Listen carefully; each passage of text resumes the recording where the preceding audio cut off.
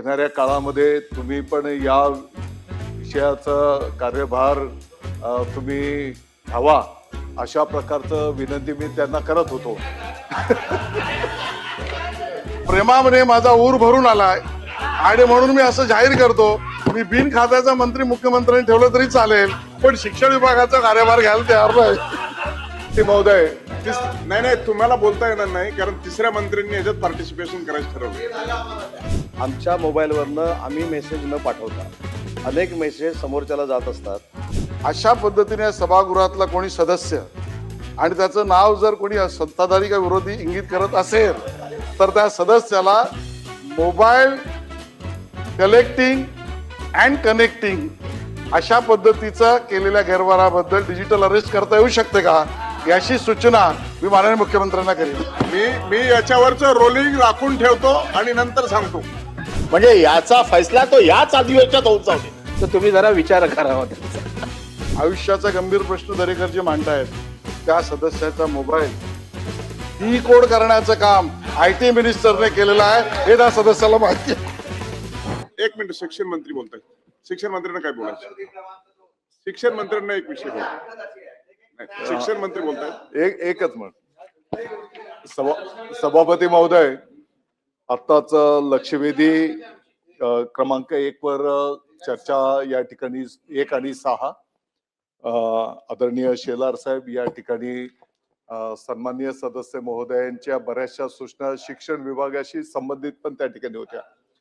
आता योगायोग असा आहे की कालच मी माननीय शेलार साहेबांना काल आम्ही गप्पा गोष्टी करत असताना मी सांगत होतो की शेलार साहेब, यापूर्वी तुम्ही या विभागाचा कार्यभार स्वीकार अतिशय चांगल्या पद्धतीने पार पाडलेला आहे आणि येणाऱ्या काळामध्ये तुम्ही पण या विषयाचा कार्यभार तुम्ही घ्यावा अशा प्रकारचं विनंती मी त्यांना करत होतो.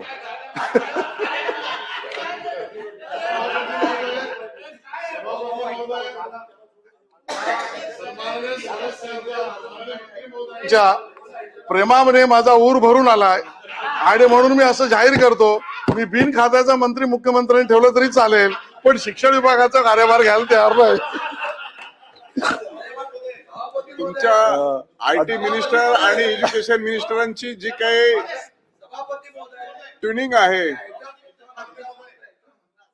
ते महोदय नाही तुम्हाला बोलता येणार नाही, कारण तिसऱ्या मंत्र्यांनी याच्यात पार्टिसिपेशन करायचं ठरवलं. सभापती महोदय, सगळ्या सभासदांच्या मनातली एक गोष्ट याच विषयाला धरून सांगतो की शक्यतो सभागृह सुरू झाल्यानंतर आमच्या मोबाईलवरनं आम्ही मेसेज न पाठवता अनेक मेसेज समोरच्याला जात असतात.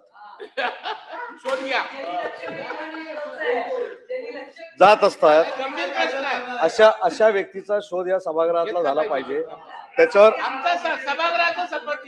त्याच्यावर कडक कारवाई झाली पाहिजे आणि अशी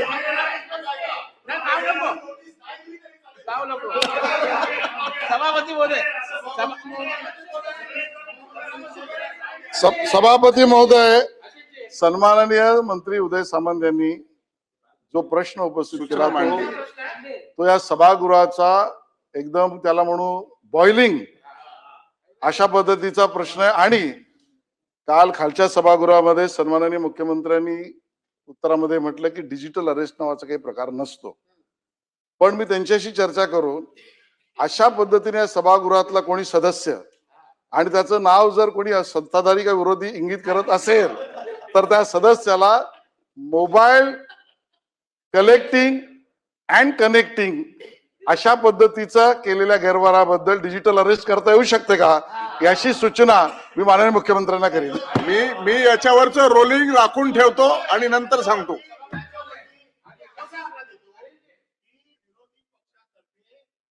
परवा शुक्रवारी अशासकीय विधेयक आणतो, शासनाने ते मंजूर करावं, म्हणजे याचा फैसला तो याच अधिवेशनात होऊन जाऊ दे. तर असे सभासद कोण आणणार असतील, कारण सभाप्रधान आहे, तर तुम्ही जरा विचार करावा त्यांचा.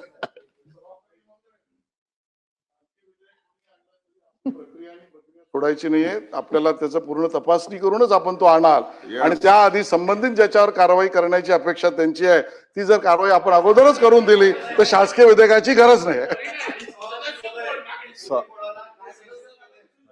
कुणी कोणाला कशा पद्धतीचे मेसेज केलेत हे देखील सभागृहाला कळले पाहिजे.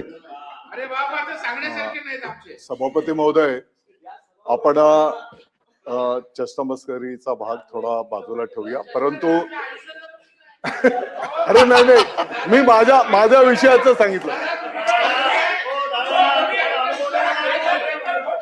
मी माझ्या विषयाचं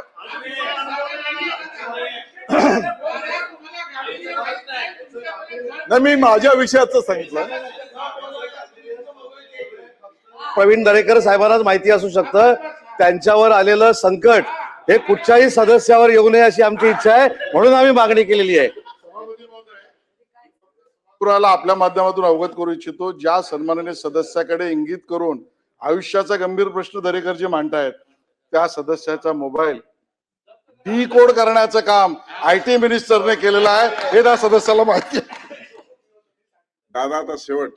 हो, सभापती महोदय, मूळ जो विषय होता अतिशय गंभीर विषय होता आणि माननीय शेलार साहेबांनी त्याला अतिशय समर्पक असं उत्तर त्या ठिकाणी दिले.